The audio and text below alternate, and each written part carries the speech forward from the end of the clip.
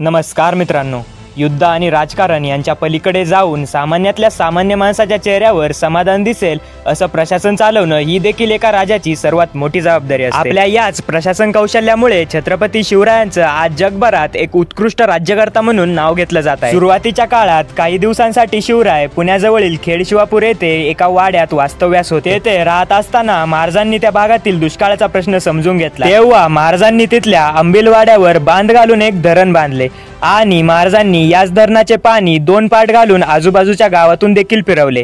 जवळच्याच एका साळोबा नावाच्या ग्रामदैवताच्या नावावरून या धरणाचे नाव साळोबा धरण असे पडले। छत्रपती शिवाजी महाराजांनी बांधलेल्या 32 धरणांपैकी साळोबा धरण हे पहिले धरण म्हणून ओळखले जाते आणि विशेष म्हणजे हे धरण आज देखील खेडशिवापूर जवळ अस्तित्वात आहे। या धरणाचं पाणी आज देखील शेतकरी राजाची तहान भागवण्याचं कार्य करत आहे।